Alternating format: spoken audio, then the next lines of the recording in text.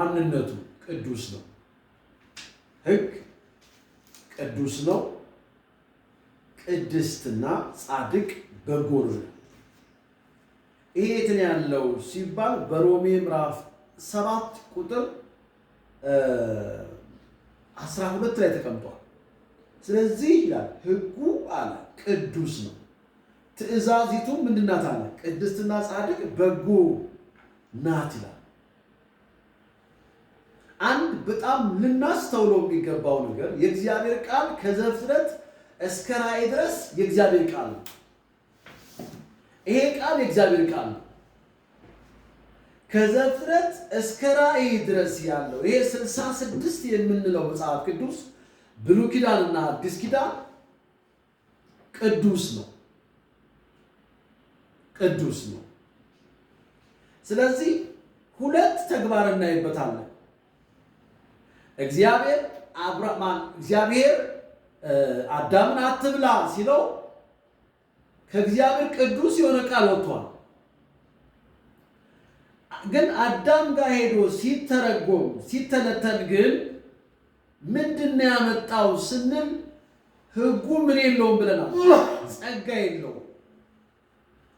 ሰውን የማጽናት ሰውን ቅዱስ የማድረግ ሰውን ከእግዚአብሔር ጋር የማጣመር ሰውን የማይችለውን ነገር የማስቻል አቅም የለውም። ለዚህ ነው ምን ያልነው ሕግ በስራው ሁለት የተለያየ ነው። ሁለት የተለያየ ነገር ነው። እግዚአብሔር ቅዱስ ነው፣ እግዚአብሔር ጻድቅ ነው፣ እግዚአብሔር መልካም ነው፣ እግዚአብሔር ደግ ነው። ምንም ጥርጥር የለውም። ሰው ግን ለምንድን ነው ለፍጥረታዊ ሰው ለምንድን ነው ሕግ የተሰጠው? ለሚታይ ለሚዳስስ ለሚጨበጥ ሕግ እኮ ለፍጥረታዊ ሰው የተሰጠው። በማየት በማሽተት በመንካት በመዳሰስ ለሚኖር ሰው ሕግ ተሰጠው። ሕግ ለፍጥረታዊ ሰው አያገለግልም። ማን ነው? መንፈሳዊ ነገር ለመንፈሳዊ ሰው ነው የሚሰጠው። መንፈሳዊ ነገር የሚተረጎመው በመንፈሳዊነት ነው። በመንፈስ ነው የሚታየው። እግዚአብሔር መንፈስ ነው ስንል እግዚአብሔር የምናየው በምንድን ነው? በመንፈስ ነው። እንዴት ነው መንፈስ የሚታየው ሲባል ከመንፈስ ተወለድ። ኢየሱስ እኮ ይህንን ሊያስተምር ነው የመጣው። ምን አለ? ኒቆዲሞስ በሌሊት መጥቶ ሲጠይቀው እኮ ያለው ይህንን ነው። አንተ አላለውም ያለው ዳግመኛ ተወለድ አለው።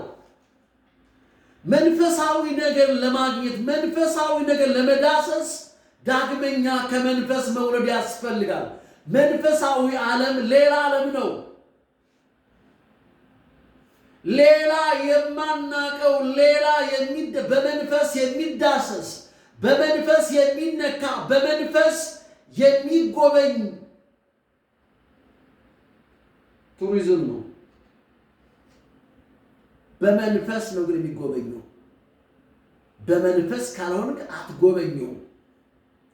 ግን እግዚአብሔር የሚገርማችሁ በጣም ከሚገርመኝ አንድ መጽሐፍ ሳነብ በጣም የገረመኝ ነገር አዳም የተፈተነው ኤደን ገነት ውስጥ በሚያምርና በሚመች ቦታ ሆኖ ተፈተነ። ኢየሱስ የተፈተነው ግን በምድረ በዳ ነው።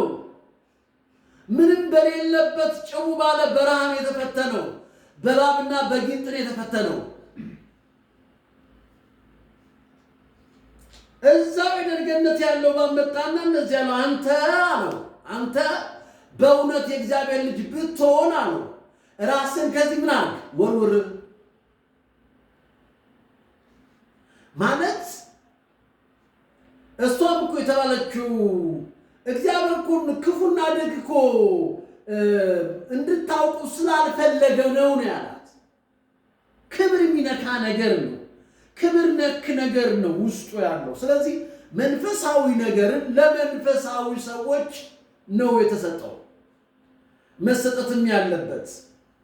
መንፈሳዊ ነገር ምድራችን ላይ፣ መንፈሳዊ ነገር ትውልዱ ላይ፣ መንፈሳዊ ነገር ለቤተ ክርስቲያን ያስፈልገታል።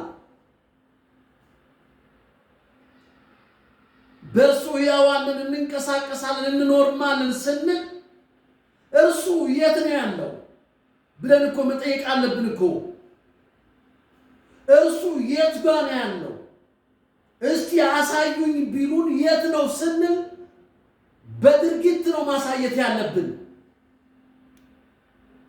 በድርጊት ማሳየት አለብን። ምክንያቱም እንዴት ነው ድርጊቱን የምናሳየው? በባህሪ እግዚአብሔር ፍቅር ነው። እግዚአብሔር ሰላም ነው። እግዚአብሔር ደስታ ነው። ሁልጊዜ በጌታ ደስ ይበላችሁ ነው የተባለው። ጌታ ይባረክ። ስለዚህ አሁን የምንመለከተው ሮሜ ምዕራፍ 17ን እናነብና እናያለን። ስለዚህ ሕጉ ቅዱስ ነው። ቅዱስ ነው ሕጉ። ሐዋርያት ሥራ ምዕራፍ 17ን እናነባለን። ደጋግመን ስናነበው በማን መኖር እንዳለብን፣ እንዴት መኖር እንዳለብን ክፍሉ ይነግረናል። የእግዚአብሔር ቃል ከኛ ጋር መዋሃድ አለበት። መዋሃድ አለበት። ተመልከቱ ምን እንደሚል በሮሜ በሐዋርያት ሥራ ምዕራፍ 17 ላይ ቁጥር 17 ከላይ ጀምሮ ላምበው እስከ ቁጥር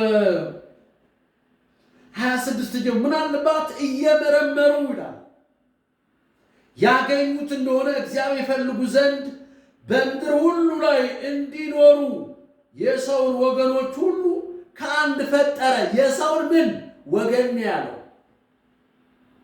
የአንበሳ ወገን አላለም። ሁሉም እንደየወገኑ ተፈጥሯል። የሰውን ወገን ከአንድ ነው ያለው። የተወሰኑ ምን ዘመኖችና ለሚኖሩለት ስፍራና ዳርቻ መደበላቸው ይላል። መደበላቸው ቢሆንም ከእያንዳንዳችን የራቀ አይደለም አለ። ከእናንተ ከባለቅኔዎች እኛ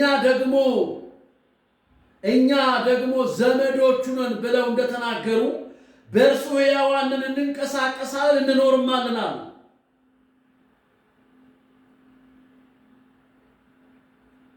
ቁጥር 29 ላይ እንደዚህ ትላለች። አንድ ቃል አለች ይላል እንግዲህ የእግዚአብሔር ዘመዶች ከሆንን አለ አምላክ በሰው ብልሃት ሐሳብ የተቀረጸ ወርቅ ወይም ብር ወይም ድንጋይ እንዲመስል እናስብ ዘንድ አይገባም አለ። እንዴ እኔ እኮ ባደኩበት ቸርች መንግስተ ሰማያት ወርቅ የሚነጠፍበት ነው የሰማሁት። እኔ ወርቅ የሚባል ነገር የለም፣ ምንጣፍም የለም። አጠብቅ ቁስ ነገር የለም። መንፈሳዊ ዓለም ነው ያለው።